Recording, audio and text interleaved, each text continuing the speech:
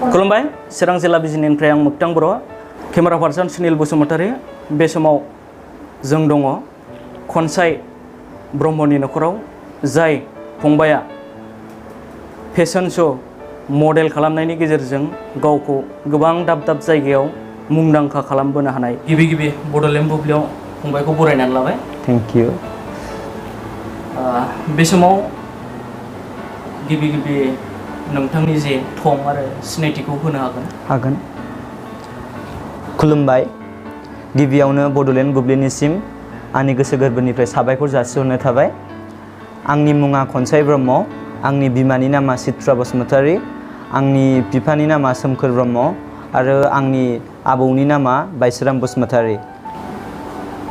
बे समाव बिथांनि उन्दै समनिफ्राय नैबे समसिमनि माखासे जिउ जारिमिनखौ मिथिनानै लागोन। आङो खैलामैला गामियाव उन्दैनिफ्रायनो देरबोदों आरो खैलामैला गामियाव देरबोनाय हिसाबै आङो खैलामैलानि मोनसे स्कुलाव फरायदों।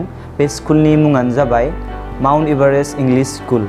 आं बे स्कुलाव क्लास नार्सारिनिफ्राय क्लास 7सिम हस्टेलाव थानानै देरबोदों आरो। ओमफ्राय सान्दि आङो जिजास मेरि इंलिश स्कुलाव फरायो। बे स्कुला बिजनियाव। ओमफ्राय दा क्लास 8निफ्राय 9सिम दा आं 9आव फरायगासिनो आरो। क्लास 9सिम आं दा जिजास मेरियाव फरायगासिनो। दा फैयै बे समसिमाव नोंथाङा जे गोबां जायगायाव नैबे फेशन मडेल दिन्थिनायनि गेजेरजों गोबां जायगायाव नोङो बान्थाखौ मोनबोनो हादों। दा बबे जायगायाव मोनबोदों आरो मायाव नोङो बादायदों फोरमायथिनो हागोन नामा? फार्स्टआवथ' आङो दैजिं फेस्टिभेलाव पार्टिसिपेट खालामदोंमोन। बे दैजिं फेस्टिभेलनि इयारा जाहैबाय 2019 to 2020। ओमफ्राय बे 2019आव दैजिं फेस्टिभेलाव आङो मिस्टार दैजिं फार्स्ट रानार आप मोनदों आरो। ओमफ्राय लोगोसे सब टाइटेल मिस्टार टेलेन्ट मोनदों। ओमफ्राय बिनि उनाव आङो तेजपुराव पार्टिसिपेट खालामदोंमोन। तेजपुराव पार्टिसिपेट खालामनायाव आङो नाजादोंमोन, खिन्थु आङो देरहाबोनो हायाखै। खालि सब टाइटेलल' देरहाबोदों। ओमफ्राय सब टाइटेलनि मुङानो जाबाय मिस्टार स्टाइलिश।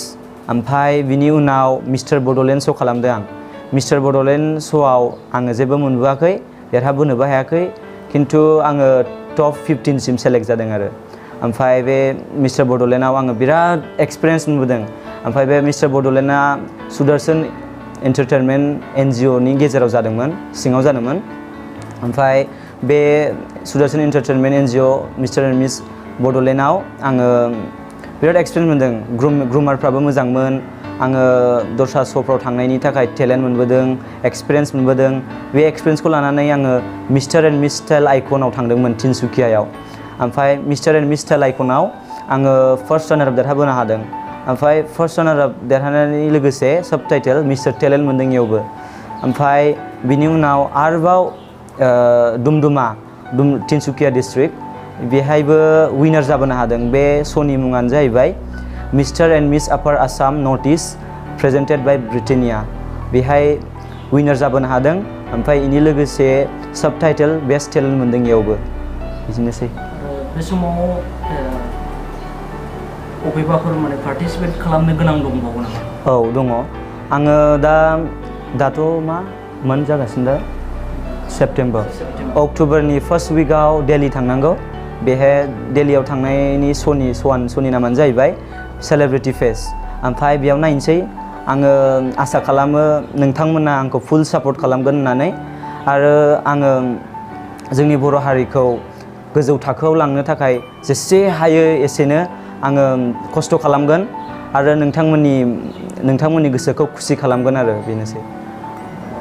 बे नोंनि नैबे मडेलिंनि बाथ्रा माबे समनिफ्रायनो नोंथाङा सानजेनामोन?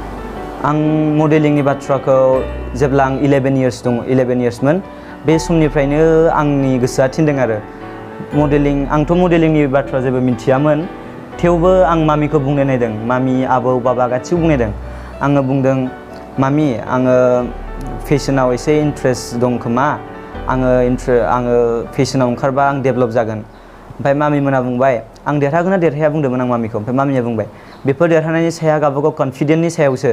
ओमफ्राय मामिया बुंबाय नालाय ओमफ्राय आङो पार्टिसिपेट खालामनाय बायदि दैजिङाव ओमफ्राय फार्स्ट श'आवनो आङो फार्स्ट रानार अफ देरहाबाय बेहाय मामि आबौमोना बिराद खुसि जाबाय आरो ओमफ्राय मामि बाबामोना थुलुंगा होबाय आंखौ बिदि श'आव खालामबा आरो नोङो गोजौ थाखोआव थांनो हागोन बर' हारिखौ गोजौ थाखोआव लांनो हागोन गोजौ आरो गोजौआव लांनो हाथारगोन होनबाय आङो बिराद खस्थ' खालामबाय गावनि थाखाय टेलेन्ट प्रिपेयार खालामबाय आङो बे समाव जेबो नङामोन सासे स्टुडेन्टल'मोन आंनाव जेबो टेलेन्ट गैयामोन आङो बिराद पार्टिसिपेट खालामबाय ओमफ्राय पार्टिसिपेट खालामनानै दिनैसिमाव आङो दा मिस्टार एन्ड मिस आपार आसाम नर्थ इस्टल' देरहानो हादों बे श'आव देरहानो हाबाय ओमफ्राय दा आङो बर' हारिखौ गोजौआव लांनो हागोन बेखौ आसा थाबाय जे नैबे मडेलिं खालामनाय बेखौ नों सोरनिफ्रायबाफोर सोलोंदोंमोन नामा आङो मडेलिंखौ रावनावबो सोलोङाखै खालि मोनसे इउटुबाव भिडिअ नायो माबायदि थाबायनांगौ मानांगौ इन्ट्रडक्सनखौ माबायदि होयो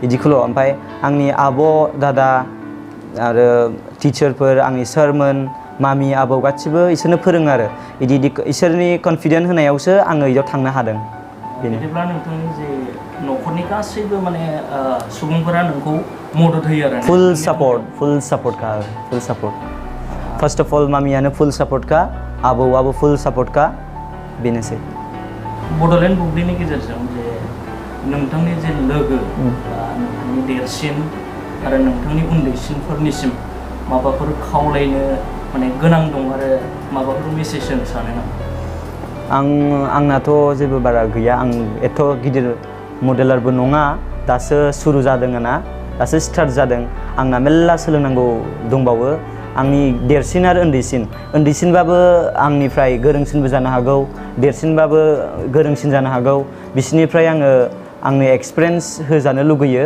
आंबो आंनो गोनांखौ आं होगोन इसोरबो आंनो होथों बेनो आंनिसिम बे समाव जे नोंनि जाय थांखिफोरनि एम इन लाइफ बेखौ नोङो फोरमायनो हागोन नामा बे समाव हागोन आंना फार्स्ट अफ अल एम इन लाइफआ मामिनि बादिबा आङो मोजाङै फरायनांगौ फरायनानै आङो डक्टर मोनसे साख्रि लानांगौ डक्टर साख्रिनि उनाव बे साइडआव आङो मडेलारबो जागोन ओमफ्राय आंनो बर' फिल्म इन्डास्ट्रियाव आङो हाबगोन आरो आङो एक्टर जागोन जेरैबाबो नोंनि जे मादारनि साननाय आरो नोंनि साननाय बेयाव माने डिफारेन्स गैया होननानै नों सानो नामा डिफारेन्स जेबो गैया मानो होनबा बिमाया अलराउन्डार जाजानो लुगैयो आङो बेयावबो थागोन फिल्म इन्डास्ट्रियाव थागोन आंनि बर' रायजोफोर बर' बिमा बिफा आदा बिनानाव फंबायफोरजों आं अनजागोन आङो फिल्म इन्डास्ट्रिखौबो गोजौआव लांगोन आरो डक्टर साख्रिबो मावगोन आरो मडेलारबो जागोन बे आंनि थांखिथार बे आं बेखौ मावथारगोन जेरैबाबो आरो आंनिफ्राय मोनसे खोथा दंबावो आङो गामियाव आंनि बिदा फंबाय बिनानाव आब' गासिबो जाय मडेलाव गोसो दं बिसोरो फैसा गैया होननानै थानो नाङा मानो होनबा बे फैसा खारनाया उनाव गासिबो फैफिनजोबो फैसा खारनानैथ' फैसा गिनानै जेबो मोना न'आव थानानै जेबो मोना बिदियाव ओंखारनांगौ लोगोसे फरायनांगौ आरो बिमा बिफानि थांखिखौ जाफुंहोनांगौ आंनि बेनोसै